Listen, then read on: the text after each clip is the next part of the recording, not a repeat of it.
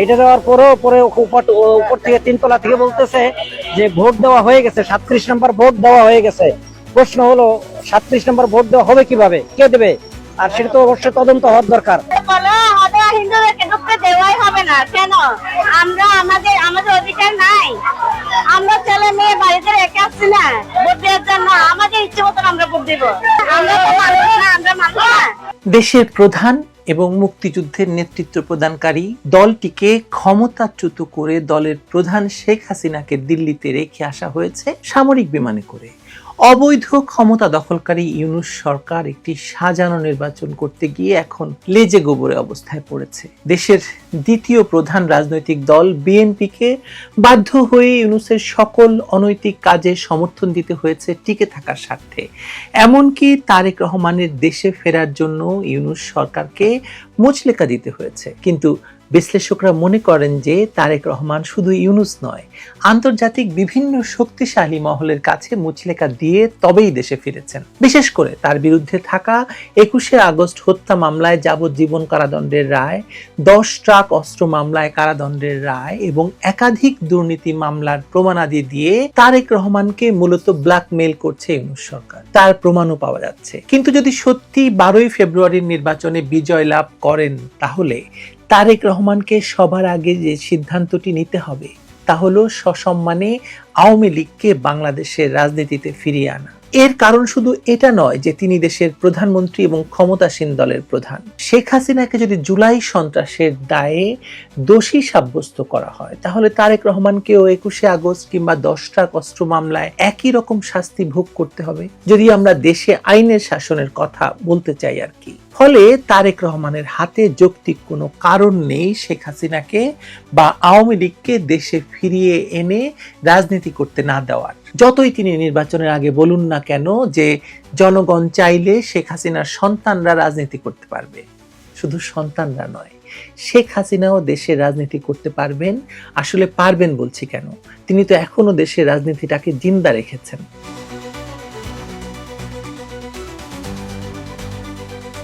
রাজনীতির এই জটিল সমীকরণের দৃশ্যপট কিন্তু খুব বদলাচ্ছে, দ্রুত বদলাচ্ছে। আপনি যদি খেয়াল করেন, জামায়াত আর বিএনপির সম্পর্ক এখন আর সেই পুরনো কৌশলগত মিত্রতার জায়গায় নেই। এক মায়ের পেটের দুই ভাই তত্ত্ব আর নেই, বরং এখন এক মায়ের পেটের সতেলো ভাইয়ের মতো এখন ভয়াবহ অবস্থা দুটি দলের ভেতরে। এবং তাদের সম্পর্কটা এখন অনেকটাই দা কুমড়োর মতো। মুখে মুখে সৌজন্যবোধ থাকলেও মাঠের বাস্তবতা ভিন্ন। সেখানে সংঘাত, এমনকি প্রাণহানির ঘটনাও আমরা দেখছি। ঠিক এই ঘোলাটে পরিস্থিতির মধ্যেই যখন বিএনপি তাদের নির্বাচনী ইশতেহার প্রকাশ করলো, তখনই আন্তর্জাতিক অঙ্গনে একটা বড় বার্তা গেল। রয়টার্সের মতো প্রভাবশালী বার্তা সংস্থা তারেক রহমানের যে সাক্ষাৎকার প্রকাশ করলো, সেটাকে সাধারণ কোনো রাজনৈতিক আলাপ ভাবলে ভুল হতে পারে। রয়টার্স তাকে রীতিমতো প্রাইম মিনিস্টার ইন ওয়েটিং বা সম্ভাব্য প্রধানমন্ত্রী হিসেবে ট্রিট করেছে। সেখানে তিনি খুব স্পষ্ট করেই বলেছেন, জামায়াতের সঙ্গে কোনো ঐক্যমতের সরকার বা জাতীয় সরকার হচ্ছে না। তিনি বরং জামায়াতকে একটি শক্তিশালী বিরোধী দল হিসেবে দেখতে চান। এই যে কৌশলী অবস্থান, এর পেছনে আছে গভীর রাজনৈতিক চাল। একদিকে তিনি জামায়াতকে শাসন ক্ষমতা থেকে দূরে রাখছেন, অন্যদিকে নিজের দলকে একক সংখ্যাগরিষ্ঠতার পথে নিয়ে যাচ্ছেন। তারেক রহমান খুব ভালো করেই জানেন আন্তর্জাতিক সম্প্রদায়, বিশেষ করে পশ্চিমারা জামায়াতের ব্যাপারে কতটা সংবেদনশীল।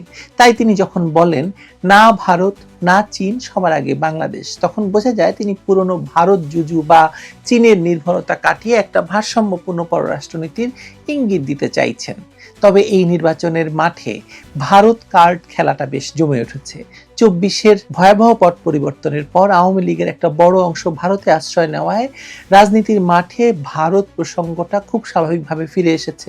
কিন্তু মজার ব্যাপার হলো, এই ভারত বিরোধিতাকে এখন বিএনপির বিরুদ্ধে অস্ত্র হিসেবে ব্যবহার করছে তাদেরই এক সময়ের মিত্র জামায়াত ইসলামী এবং এলডিপির মতো দলগুলো প্রচার চালাচ্ছে যে বিএনপি নাকি ভারতের সঙ্গে আঁতাত করে ক্ষমতায় আসছে। এমনকি এআই বা কৃত্রিম বুদ্ধিমত্তা ব্যবহার করে ভুয়া ছবি ছড়িয়ে দিয়ে প্রমাণ করার চেষ্টা চালাচ্ছে যে বিএনপি নেতারা ভারতীয় গোয়েন্দাদের সঙ্গে বৈঠক করেছেন। অথচ বিএনপির প্রতিক্রিয়া দেখুন, তারা বেশ সংযত, তারা দিল্লিও না পিন্ডিও না বলে সার্বভৌমত্বের কথা বলছে।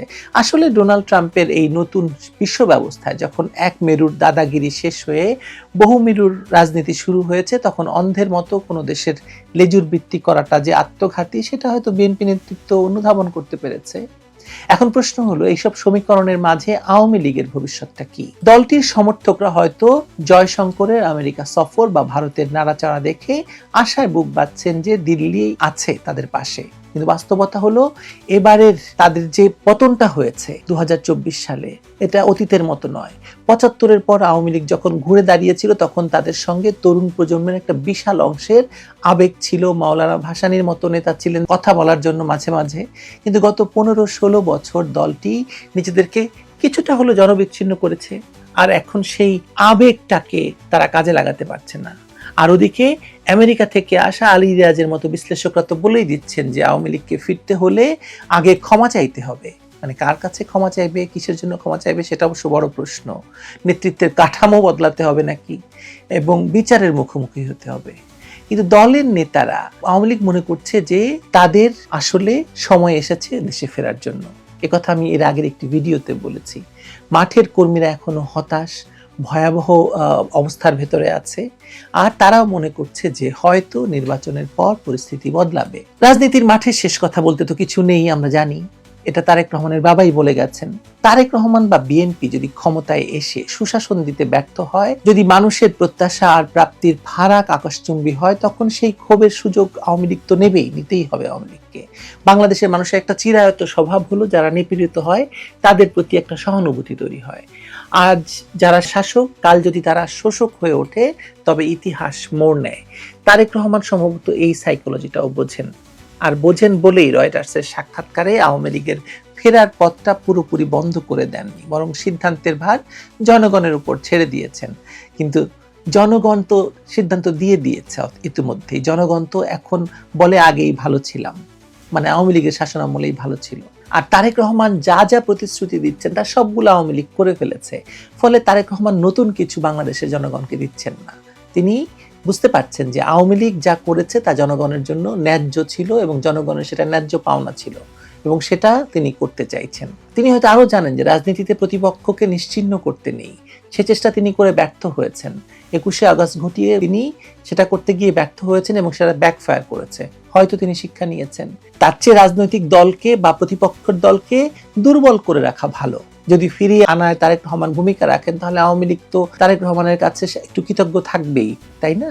12 তারিখের নির্বাচন তাই শুধু ক্ষমতার হাত বদল নয়, এটি বাংলাদেশের অস্তিত্ব রক্ষার এবং নতুন করে পথ চলার এক কঠিন পরীক্ষাও। তারেক রহমান যদি সত্যি সত্যি নির্বাচনে বিজয় লাভ করেন, তাহলে তাকে সবার আগে যে সিদ্ধান্তটি নিতে হবে তা হলো সসম্মানে আওয়ামী লীগকে বাংলাদেশের রাজনীতিতে ফিরে আনা। এর কারণ শুধু এটা নয় যে তিনি দেশের প্রধানমন্ত্রী বা ক্ষমতাসীন দলের প্রধান।